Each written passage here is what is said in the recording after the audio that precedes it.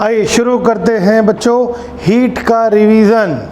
Heat यानी कि thermodynamics, expansion, calorimetry, thermometry, first law, second law thermodynamics, thermal conduction, zeroth law thermodynamics and something about radiation. ठीक, आप सबसे पहले audio revision कर लेंगे, उसके बाद आप वीडियो रिवीजन करेंगे। तो पहले audio revision then video revision. ठीक है सर, चलिए स्टार्ट करते हैं। ऑडियो के बाद सारे फार्मूले वगैरह आपने सुने होंगे, इसमें सब कुछ आपको बोला गया है, सारी चीज़ें मैंने पूरी फिजिक्स पढ़ी है, उसमें पूरी थर्मोडायनेमिक्स मैंने पॉइंट वाइज कर दी है। तो आइए बात करते हैं, आगे चलते हैं, डायरेक्ट क्वेश्चन पर आते हैं। एक बहुत ही इंपॉर्टेंट क्वेश्चन है, हो सकता है आपको एग्जाम में रिपीट हो जाए सर, ध्यान दीजिएगा।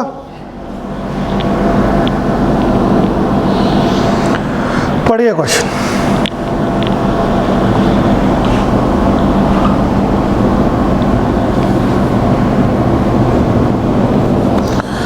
क्वेश्चन को पॉज करके पढ़ लीजिएगा। सर ये जो फॉर्मूला होता है Cp minus CV, that is formula of 1 gram mole of gas, ये कब के लिए एप्लीकेबल होता है? 1 ग्राम मोल ऑफ गैस। लेकिन अगर 1 ग्राम की बजाय कुछ और हो तो ये एक जनरल फार्मूले में कन्वर्ट हो जाता है, थोड़ा सा ध्यान दीजिएगा। Cp minus CV is equal to R upon actual में मॉलिक्यूलर वेट। ठीक, तो अब इस क्वेश्चन में जो कहानी है, कहानी दिया है, ए वाली जो गैस दी है दैट इज ए दिया है Cp माइनस CV, किसके लिए है सर?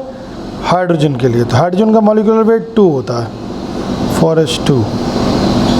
और बी जो दिया है Cp minus CV 28 for nitrogen gas. ठीक है, it means A is equal to R by 2 है। यहाँ से अगर इंफॉर्मेशन निकालेंगे हम, A is equal to R by 2, B is equal to R by 28। दोनों इक्वेशन में डिवाइड कर दूँ, डिवाइड करूँगा तो A by B is equal to 28 by 2, that is 14। तो A is equal to 14B, this is answer. Clear है बच्चों, ध्यान रखेंगे आप। बहुत छोटा सा था, बारीक पॉइंट था, इम्पॉर्टेंट बहुत था। ठीक है सर, आराम से पॉज करके नोट कर लीजिए क्वेश्चन, अगर एग्जाम में आपके आएगा तो एज इट इज आएगा।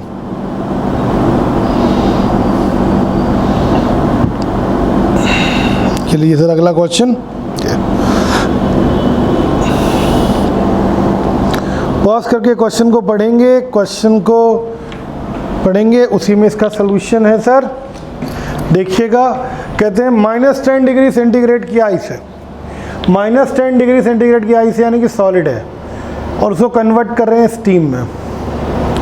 तो -10 की आइस पहले 0 की आइस में आएगी सॉलिड स्टेट में, फिर 0 की आइस 0 के वाटर में आएगी, फिर 0 का वाटर 100 के वाटर में जाएगा, फिर 100 का वाटर 100 की स्टीम में जाएगा। यानी कि 2 बार स्टेट चेंज होगी और लगातार टेम्परेचर बढ़ेगा। ठीक साहब, ये ग्राफ तो वैसे ही गलत हो गया क्योंकि इसमें टेम्परेचर घट रहा है, काम खत्म। स्टेट चेंज प्रोसेस आइसोथर्मल होता है, ध्यान रखिएगा। स्टेट चेंज प्रोसेस कैसा होता है? आइसोथर्मल।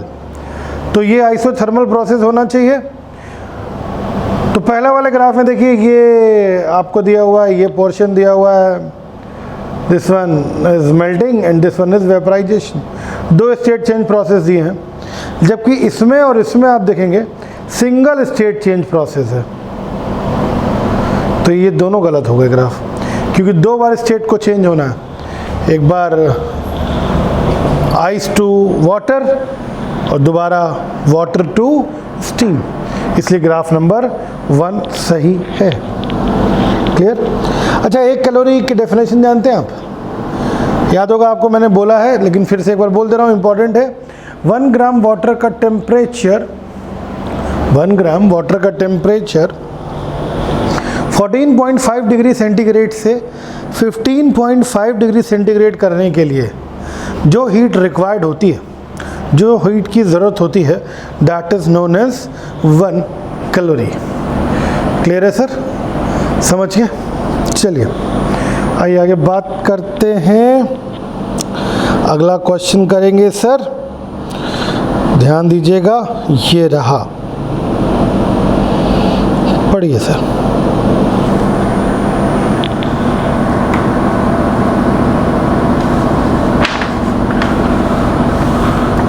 पढ़ लीजिएगा, पॉज करके पढ़ लीजिएगा और कोशिश करिएगा करने की, ठीक। चलो, जिसका हो गया बहुत बढ़िया, कॉन्ग्रेचुलेशंस, बधाइयाँ। जिसका नहीं हुआ परेशान ना हो, वो देख लें, रिवीजन हो जाएगा पूरे एक्सपेंशन का मैक्सिमम पार्ट। एक रॉड है, ए लेंथ है इसकी, ए रॉड है एल लेंथ की, टेम्परेचर कोई T1 है 30 डिग्री सेंटीग्रेड से बढ़ा दिया जाता है कुछ 180 डिग्री सेंटीग्रेड तक, यानी कि डेल्टा टी की अगर हम बात करें तो 180 माइनस 30 150 डिग्री सेंटीग्रेड। कहते हैं अनदर रॉड है बी, इतने ही लेंथ की है, एल लेंथ की, इसका टेम्परेचर भी इनिशियल 30 डिग्री सेंटीग्रेड है, इससे बढ़ा के कुछ T डिग्री सेंटीग्रेड कर दिया गया है, तो इसमें डेल्टा टी जो होगा वो T माइनस 30 होगा, ठीक। कहते हैं अल्फ़ा ए का coefficient of expansion upon alpha B 4:3 है। ये क्वेश्चन में इंफॉर्मेशन गिवन है। Alpha A upon alpha B is equal to 4/3, ठीक है सर। अरे बहुत आसान है भाई, कहते हैं कि फाइनल लेंथ दोनों की सेम है, जो चेंज है लेंथ में यानी कि सेम होगा, फाइनल लेंथ सेम है। तो फाइनल लेंथ इसकी अगर मैं एल टी ए निकालूं, एल नॉट एल होगा 1 plus alpha A, delta T कितना 150, और अगर मैं बी के निकालूं L T B, L naught 1 plus alpha B, delta T कितना T माइनस 30। कह रहे हैं ये दोनों सेम है, these two are same, final length same है, L T A is equal to L T B. ये वैल्यू मैं यहाँ रख दूँ तो L 1 plus alpha A into 150 is equal to L 1 plus alpha B T minus 30, ठीक। L से L cancel होगा, फिर 1 से 1 कैंसिल होगा, यानी कि 150 alpha A is equal to alpha B T minus 30। इसको नीचे ले आए तो 150 alpha A upon alpha B is equal to T minus 30। सारी वैल्यू रख देंगे, इसको मैं इधर ले आऊँगा और alpha A upon alpha B की वैल्यू यहाँ से निकाल के यहाँ पुट कर देंगे, ठीक। तो वैल्यू पुट करूँगा सर, थोड़ा ध्यान दीजिएगा, थोड़ा सा समझिएगा। 150 4/3 is equal to T minus 30। 3 से ये 50 बार 200, ये 30 इधर आ जाएगा, plus 30 is equal to T, तो T is equal to 230। This is answer. T is equal to 230। Clear है भैया, समझ गए सर? पॉज करके आराम से क्वेश्चन नोट कर लीजिए, ठीक। चलिए,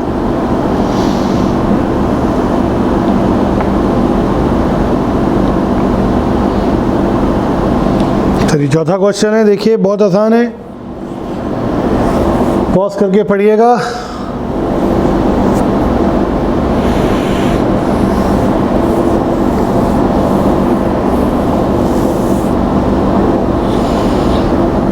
पढ़ लिया सर?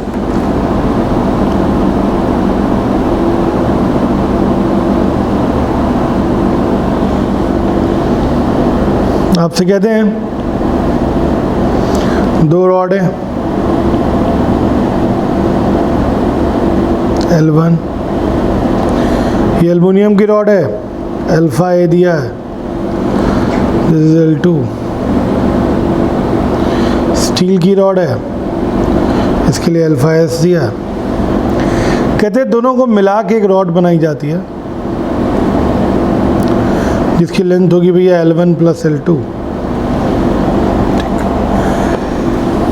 कहते हैं एल्युमिनियम की रॉड की जब टेम्परेचर बढ़ाया जाता है, डेल्टा टी चेंज किया जाता है, तो एल्युमिनियम की रॉड में जो लेंथ में चेंज आता है और जो स्टील की रॉड में लेंथ में चेंज आता है वो दोनों सेम है।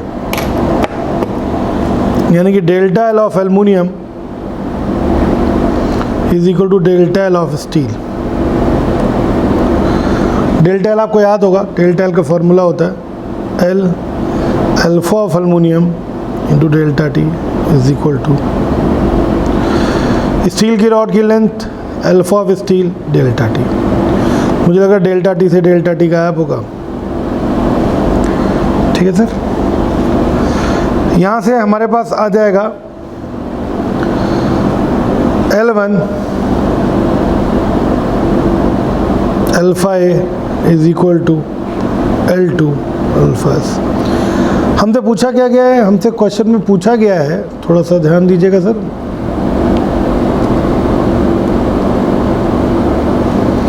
हमसे क्वेश्चन में पूछा गया L1 upon L1 plus L2, ये पूछा गया। कोई दिक्कत नहीं है सर, थोड़ा सा मैथमेटिकल अप्रोच करूँगा। इसको मैं नीचे ले आऊँ तो L2 upon L1 is equal to alpha upon alpha S हो जाएगा। बोलो थोड़ा सा मैथ से, दोनों तरफ 1 और 1 जोड़ दें, इधर भी 1 ऐड कर दें, इधर भी 1 ऐड कर दें, कोई फ़र्क तो पड़ने वाला नहीं है। दोनों तरफ 1 और 1 ऐड कर देते हैं तो L2 by L1 plus 1 is equal to alpha A upon alpha S plus 1। बोलो भाई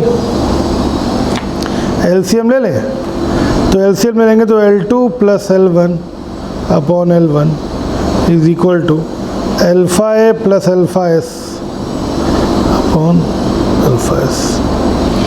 ये आ जाएगा। अब रेसिप्रोकल कर दें क्योंकि हमको L1 अपॉन दिस चाहिए ना, तो it means L1 upon L1 plus L2 is equal to alpha S upon alpha A plus alpha S.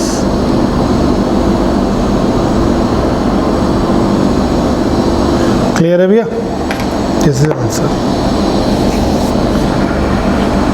हो जाएगा बच्चों, कर लेंगे आप? ठीक, चलिए पॉज करके नोट कर लीजिएगा। ये क्वेश्चन और है थर्मल कंडक्शन का, बहुत अच्छा क्वेश्चन है।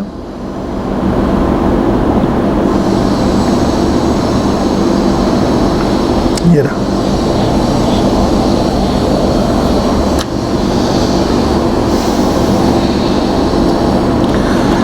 साहब पॉज करके कोशिश करिए करने की।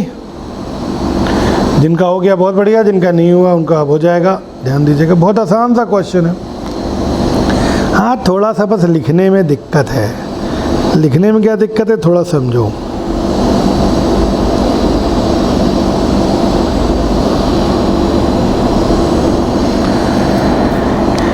ये दिया L1 D दिया है, ये दिया L2 3D दिया लेंथ। ठीक है, ये दिया K1 3K दिया है और K2 कोई K दिया है, और टेम्परेचर T1 कोई θ2 दिया है और T2 कोई θ1 दिया। बस यही लफड़ा है इसमें बस। ठीक, आपसे पूछते हैं जंक्शन का temperature T is equal to question mark. आपको सिंपल फार्मूला पता है भैया, T इज इक्वल टू मैंने निकाला था, डराइव किया था, K1 L2 T1 plus K2 L1 T2 upon K1 L2 plus K2 L1। याद आया? सारी वैल्यूज़ अगर मैं यहाँ पुट कर दूँ, थोड़ा गौर करिएगा, सारी वैल्यूज़ मैं यहाँ रख के दे रहा हूँ। तो T is equal to K1 की जगह कितना है 3K और L2 की जगह कितना है 3D। T1 कितना है θ2, बस जबकि जैसे T1 θ1 माना जाता है तो T1 θ2 दे दिया इन्होंने, प्लस K2 कितना है K L1 कितना है D, और T2 कितना है θ1 अपॉन K1 L2 की जगह K1 कितना है 3K, और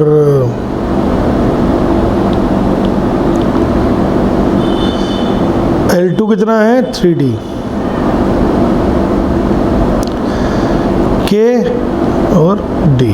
ठीक, मुझे लग रहा है K D K D K D K D cancel, ऊपर आ रहा है 3θ2 प्लस θ1, और नीचे आ रहा है 3 प्लस 3 9, 3 इंटू 3 9 प्लस 1, यानी कि कितना आ गया, ये 9 हो गया, ऊपर भी 9, सॉरी 9, तो 9θ2 प्लस θ1 बाई 10, ये जो आंसर का फॉर्म दिया है अलग अलग दिया है, 9θ2 by 10 plus θ1 by 10, this is answer. Clear है? क्वेश्चन में कुछ भी नहीं था, क्वेश्चन में बस सिर्फ और सिर्फ क्या कहानी थी, T1 T2 की वैल्यू, T1 T2 की वैल्यू बदल दी है। ठीक है, ठीक है सर। सब एक कंडक्शन का बहुत पुराना क्वेश्चन, बहुत पुराना क्वेश्चन, गौर करिएगा।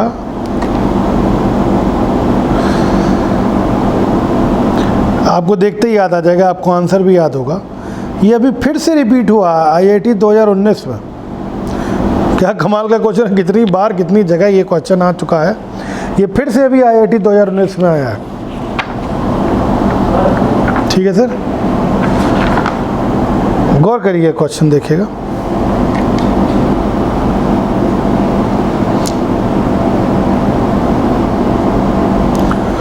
दो सिलेंडर है सर,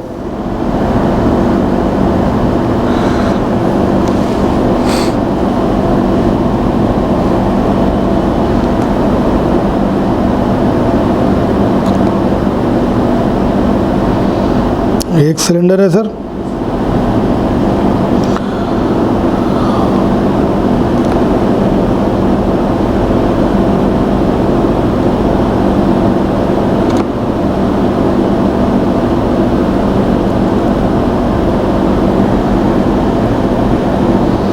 ठीक है। तो जो एक सिलेंडर था, बड़ा वाला सिलेंडर बाहर वाला है सर, ये भर दे रहा हूँ सर, बाहर वाला सिलेंडर है।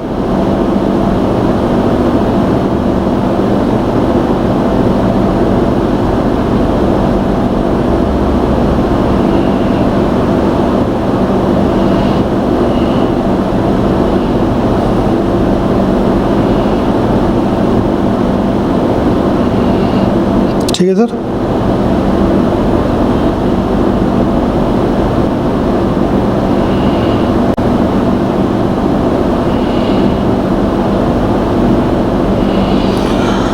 और एक अंदर वाला सिलेंडर है।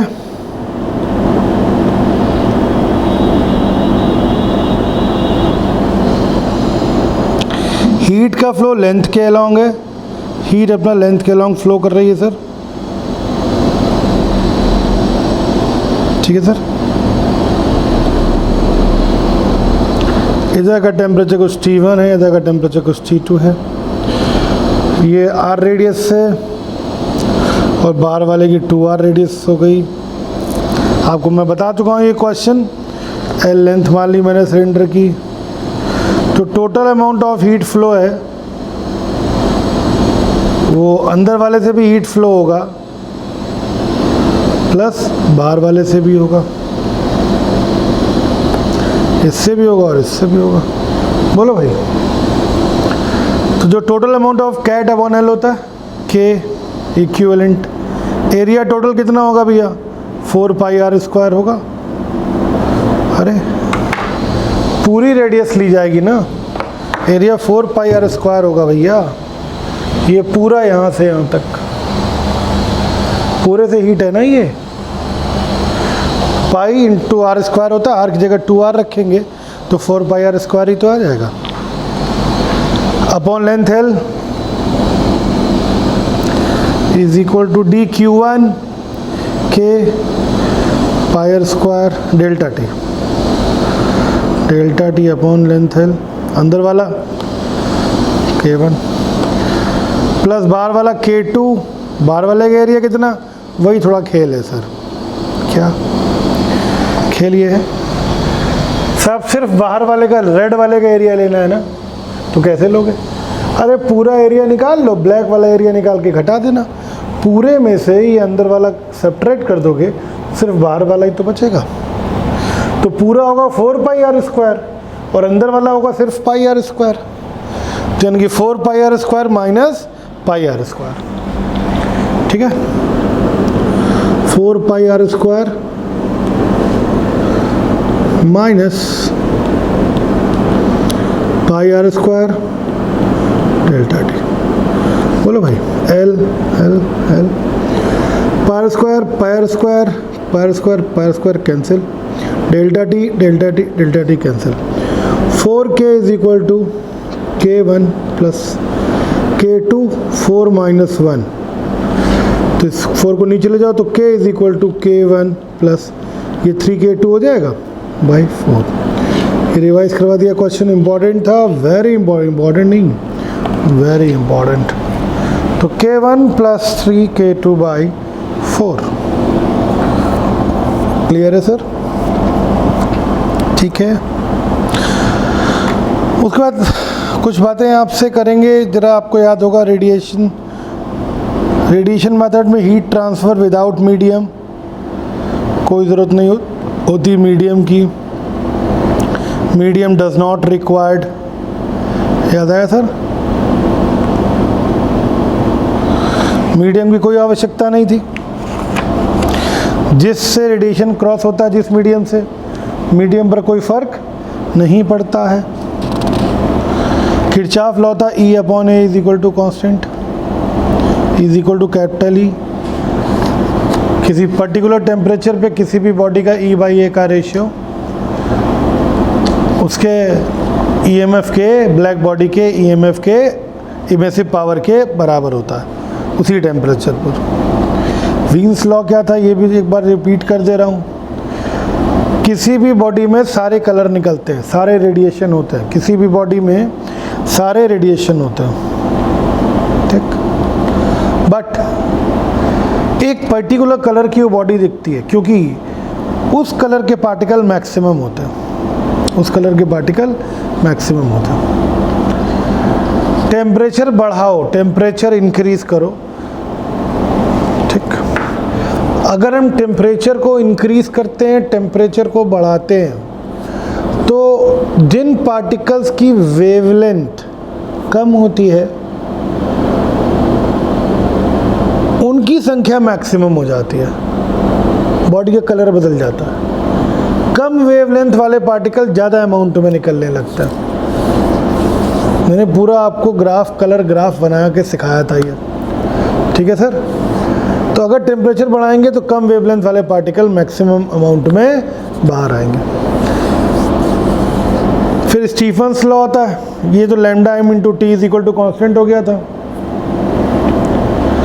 फिर स्टीफन्स लॉ होता है, स्टीफन्स लॉ टी की पावर 4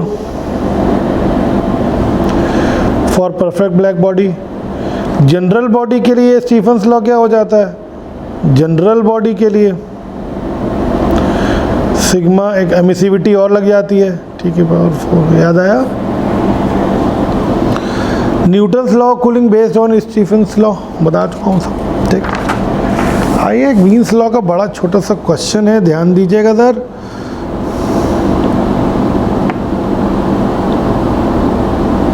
ये रहा,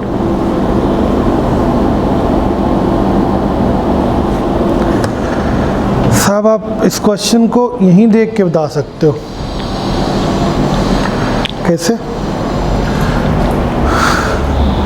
यार ये वेवलेंथ, ठीक, सबसे कम वेवलेंथ T1 टेम्परेचर के लिए है ना,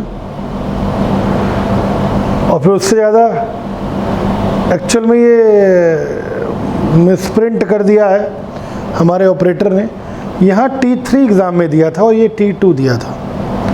ये क्या दिया था T3 और ये दिया था T2।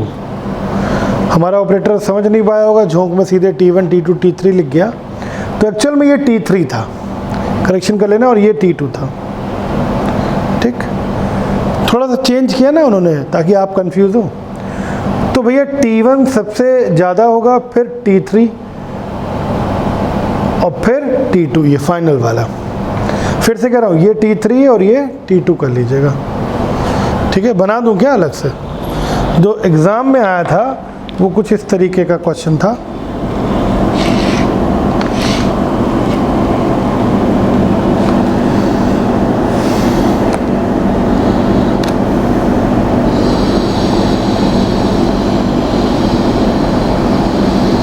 ऐसे था, इंटेंसिटी वेवलेंथ